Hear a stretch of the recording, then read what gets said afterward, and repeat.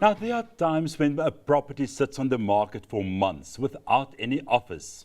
Now, this is not because there's something wrong with the property or the market conditions are unfavorable, but it's often because the seller is actually jeopardizing the successful sale of the property without even realizing it.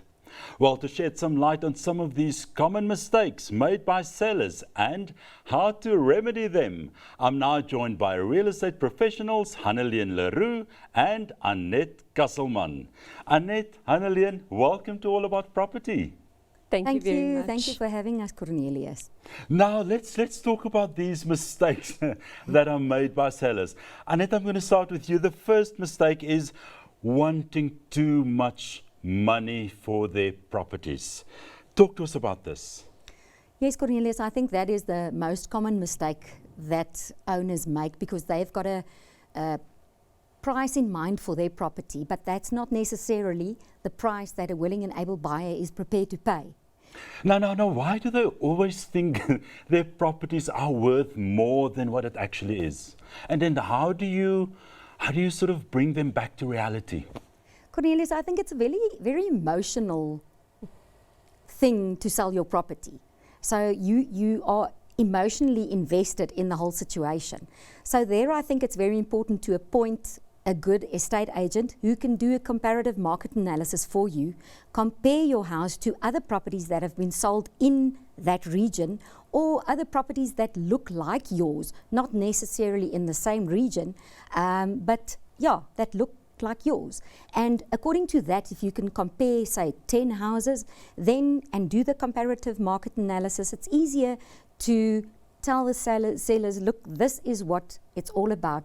These houses sold for that price. So that is why we have to go into that market with your house. Otherwise, you miss, if you go in too high, you miss all your buys at the first time. Now, Hanneleen, the next mistake that sellers often make is they put a cluttered and unmarketable property on the market. Talk to us about this mistake. So you've got an overpriced, cluttered property, and that's really just a recipe for definitely not a sale in the foreseeable future. The minute a buyer comes into a property and he sees everything of the seller, all the belongings of the seller and pictures and family and memories and all those, he can't picture himself in the property. So the seller has to enter into that process with the agent. That's where home staging comes in again, and declutter the place, pack away everything, make it the hotel room scenario where it's absolutely minimalistic.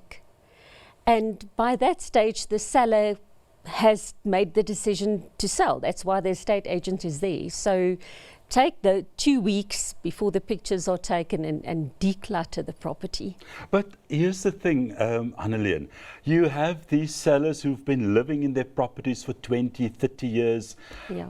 The entire house is full of pictures of the grandchildren and the children getting married and all the ornaments that's been gathered over 40 years. Where do they go with all these things before they put the property on the market? We know you're going to sell, so start packing and pay it forward. Send the pictures or the ornaments to whoever, pay it forward. There are many places that, have a short-term storage unit. There's really many things that you can do, but at the end of the day, and I've seen this time and time again, and that is part of the emotional withdrawal from the house. If you can do that and start packing the memories, the property also sells quicker. Now, Annette, you alluded to this a bit earlier. The third mistake that sellers often make is they don't appoint a good real estate agent. They don't do their proper due diligence when they appoint a real estate agent. And I think the mistake here is they are, and I'm not talking bad about anyone, but we get good doctors and we could get bad doctors. And we get good lawyers and bad lawyers. And unfortunately, we get good real estate agents and bad real estate agents. But the seller would often go with the real estate agent that tells him what he wants to hear. which is not always the best person to market your home. How do we get past this? How do we appoint the proper real estate agent? Well, Cornelius, first of all, I think you must do your homework. You must get an estate agent that is professional, that is familiar with your environment where you are at, selling in a certain suburb or wherever. Somebody that's been a seasoned estate agent, not necessarily years and years, but somebody that you know or that you've seen knows what they are doing. And I think one of the biggest mistakes also made by sellers is appointing a real estate agent who wants to, or who tells them, I'm going to give you the best price for your property. So the one giving the highest price for your property is not always necessarily the right agent. That's so true, yeah. Yeah, because what you want to hear is you actually want to hear the truth. You sometimes, as I say, it's a very emotional thing, so it's difficult sometimes to hear, but your property isn't worth 2.7 million, it's actually worth 2.5 million. Yeah. But why do you say my property is worth 2.5 million? And I think that's a relationship you've got to build with your sellers. And to me, you know, afterwards you still want to be friends with your seller. You don't want to alienate them, or this whole thing, the whole process must run smooth. Now, Hanneleen, I want to find out from you. There's a checklist that a seller should tick before he even appoints a real estate agent. And this is a big mistake. They don't tick this checklist. They think, you know what, I'm going to get a real estate agent in, and like a genie, this agent will just take care of everything. But you've got to tick some boxes yourself before that agent even starts marketing the property. Talk to us about this. So we also call that the property condition report, and that refers to things like cracks, cracked windows, cracks in wooden frames or doors, tiles, you know, a good clean in a property, a clean up in a bathroom. Sometimes you go into bathrooms and then you look up and it's black mold sitting there. And so those things, if he hasn't done things like that, if they haven't attended to things, those are certainly things that I will point out and say, these things have to be attended to. A garden that doesn't look good.